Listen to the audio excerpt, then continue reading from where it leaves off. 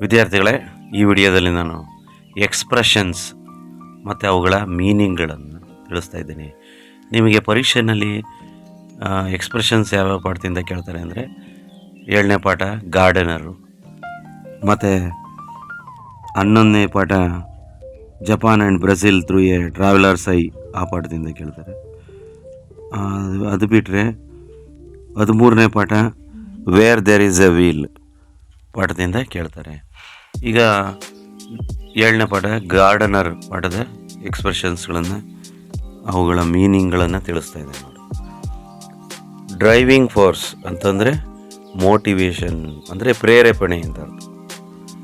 In a flash ಅಂತಂದರೆ from memory ಅಂದರೆ ಒಂದು ರೀತಿಯ ಫ್ಲ್ಯಾಶ್ ರೀತಿಯಲ್ಲಿ ಸಡನ್ನಾಗಿ ಬರ್ತಕ್ಕಂಥದ್ದು ನೆನಪಿನಿಂದ. ವೆಲ್ ವರ್ಸ್ಡ್ ಅಂದರೆ ಎಕ್ಸ್ಪರ್ಟ್ ಅಂದರೆ ಒಂದು ಪ್ರಾವೀಣ್ಯತೆಯನ್ನು ಹೊಂದಿರತಕ್ಕಂಥದ್ದು ಒಂದು ವಿಷಯದಲ್ಲಿ.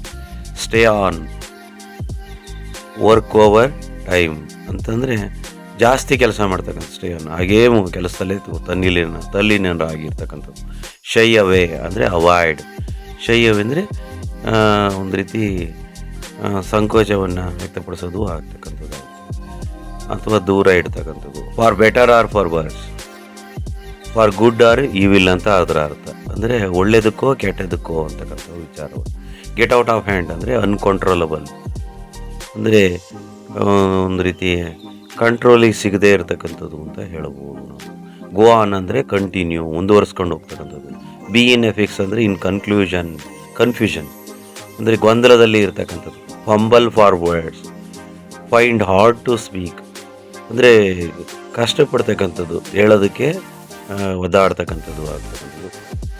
Consumed by anger, in a fit of anger ಒಂದು ರೀತಿ ಕೋಪವನ್ನು ಹೊಂದಿರತಕ್ಕಂಥದ್ದು. ಫಾಲೋ ಸೂಟ್ ಅಂದರೆ ಇಮಿಟೇಟ್ ಅಂತ ಅನುಕರಣೆ ಮಾಡ್ತಕ್ಕಂಥದ್ದು ಅಂತೇಳಿ. Suck in, forcibly involve in an activity ಅಂದರೆ ಒತ್ತಾಯದಿಂದ ಕೆಲಸ ಮಾಡ್ತಕ್ಕಂಥದ್ದು ಸಕಿನ್. ಹಿಟ್ ಅಪಾನ್ ಅಂದರೆ ಡೌನ್ ಆನ್ ಅಥವಾ ಫ್ಲ್ಯಾಶ್ ಅಂದರೆ ಸಡನ್ನಾಗಿ ಹೊಳಿತಕ್ಕಂಥದ್ದು ಅಂತಕ್ಕಂಥದ್ದು. ರೇಸ್ ಆನ್ ಡೆಟ್ರಾ ಅಂತಂದರೆ ಕಾಸ್ ಆಫ್ ಲೈಫ್ ಅಂದರೆ ಜೀವನದ ಒಂದು ಕಾರಣ ಅಂತಕ್ಕಂಥದ್ದು.